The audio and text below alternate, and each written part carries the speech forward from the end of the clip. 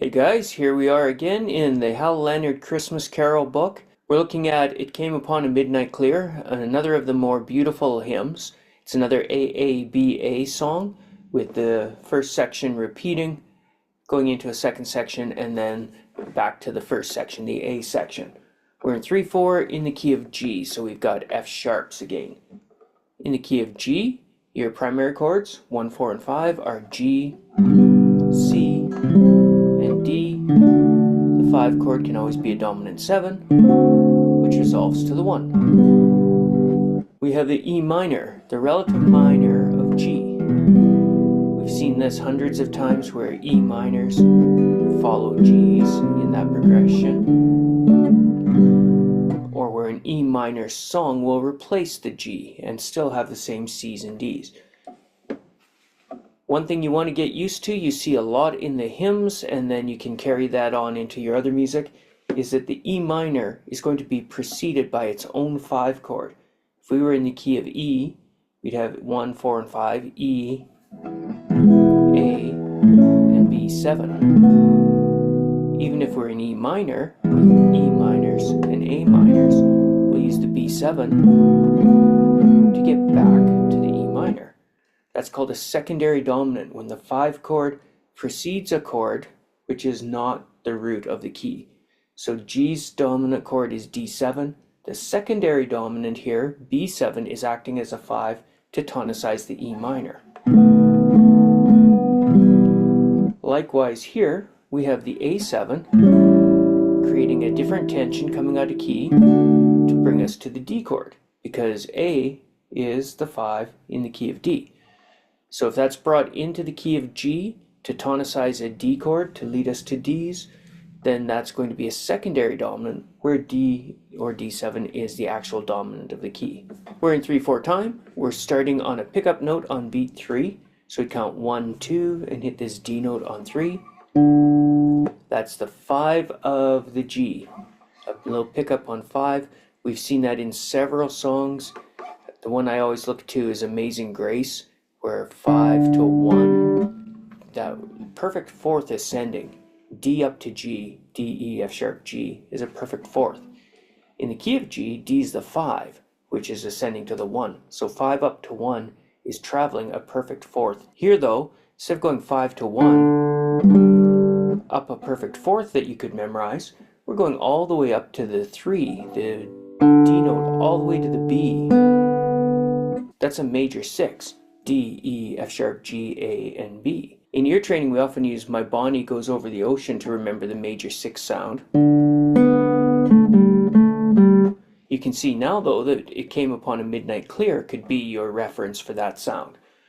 So we're beat 3 on the D, up to the B, down to the major 7. One of the reasons this song is so pretty is the use of intervals. So we're dropping a 4th from B to the F sharp. We're not going to a G, the root, or down to the 5th. We're going to the 7, which is quite tense. Moving us up, this is that appoggiatura again we've spoken about. We're leaping past the chord tone, the G note, landing on a pentatonic note, the 6 of the C chord, resolving to the G, then another chord tone, the E, and then a chord tone 5th on G. So there's our resolution. We came from a 5 up to a 3, a colorful interval, the 7, a very colorful interval, 6, 5, 3 on the C chord, 5, 6, 5, little pentatonic motion there. So only the F sharp has been outside the pentatonic so far, but it was used to great effect on beat 3 there. That 4-bar phrase will be repeated often, so contrary to the book, I used repeat signs to get back to that.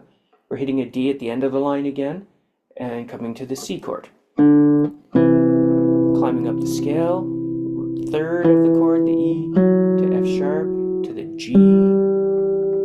Repeat the G on an A7 chord. There's a dominant 7 note, the root of the A7, the 9. We're stepping up on a neighbor tone B, and coming back to the 5 of the D7 chord. So chord tone, passing tone, chord tone, chord tone, chord tone, neighbor tone, upper neighbor tone is B note. It's a 9 on the A7. peacefully resolving onto the 5 of the D chord. Create some tension with D7. Your book just continues on, but I'm using a repeat since we're repeating our A section. We're coming from this D to B, repeating the A section, D on a G chord, E to D. I'm using an ending 2 because we're changing the notes up on the C chord. E and E, both 3s on the C chord. F sharp on the D chord, also a 3. Walking down the scale, passing tone on E to the root, the D note, and a root on the G chord, the final root of the key. So on the C chord, E, E, F sharp, E, D, 5 up to root. The very thing I said we weren't starting with, that Amazing Grace sound. So 5 up to root finishes that phrase, and it will finish the song as well. Now we're going into the B section and moving to the relative minor, the E minor. This is one of the parts that makes this song so beautiful, but we're going to get there through the B7 chord. That's a 5 of E. We get the open B, and we walk up a scale from B, C sharp and D sharp. Obviously not in the key of G, they're in the key of E. We're using them in this E minor perhaps as a melodic minor phrase in E minor to create some impetus up toward the E. So we're on E minor, root, E, F sharp, a passing tone up to the chord tone G, the flat 3 on an E minor, chord tone B, the 5, down to a D, the A note is a chord tone, a 5, down to the G, passing tone, F sharp, that's the 3 of the chord, on the A, 5 is the E, upper neighbor tone again, the F sharp, back down to the E, and resolve on a root of the chord D. So I'm using a DS, alpha E or Fine. The DS is del segno. It's sending us back somewhere in the song to the S sign, the segno. I've got it sitting up here at the top. So we're playing the D from here, jumping up to the S sign, which I'm intending to land on this B, not the pickup D. We'll hit the D, come up to the G with the B note, repeating the A section again, F sharp, A on the C chord, E, G with the D note, E, G with the D note. I'm using ending 3. In your book we have another A section written out. The E on the C chord, that's the 3, a 3 on the D chord, so parallel. And we end on our G, we're holding it. I've put a double bar line right in the middle here. Sometimes I'll do this just to say that's where we're stopping. I've actually cut up that one bar, beats 1, 2 here and 3 there, just to put the double bar line as in an ending. I'm also going to bring you up to the 7th fret to have a look at it. We're in the key of G, so we can have a G scale played at the 7th fret from the B note, the 3, in the key of G. As you know, that's my Phrygian shape to find all those notes. I'm going to move everything up an octave, so we'll hit this D at the 7th fret of the 3rd string again, like I did in the previous song. Leaping up to B, 7th fret of the 1st string, and F sharp, 7th fret of the 2nd string. A at the 10th fret of the 2nd string,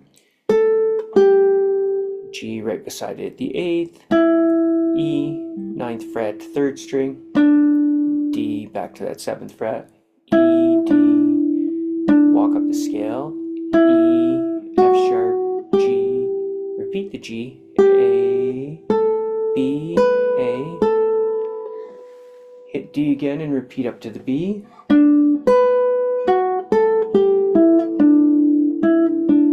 ending 2 on the E note, the 9th fret of the 3rd string, and the G note, the 8th fret, 2nd string. High B's, down an octave. I didn't mention that before. From a high B down to a low B. Now we'll have to hit a C sharp and a D sharp. So we got the B's, the C sharp. I'll move to the 6th fret of the 3rd string. I have a C here at the 10th of the 4th string. I could raise it to the 11th and then reach back. I don't feel like it. I'm just going to shift to the 6th fret for the C sharp, 8th fret for D sharp, which leads you up to E's, an octave higher at the 9. Walking up the scale, F sharp at 7, G at 8. Then we walk down the scale. We'll leap from G up to B and come down the scale.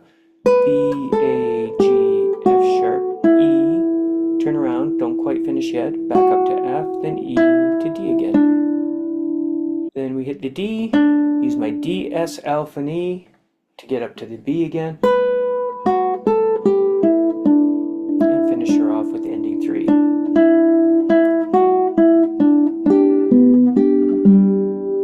When I play this for you, one pass isn't going to be enough.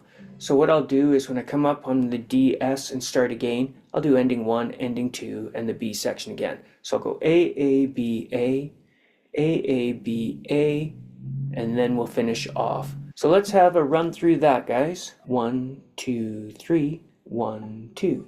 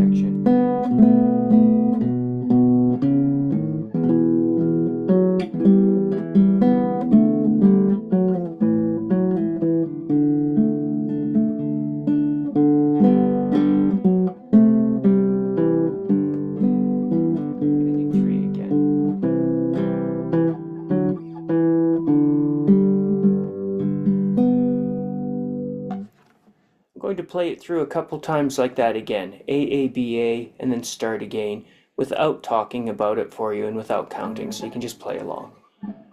1, 2, 3, 1, 2.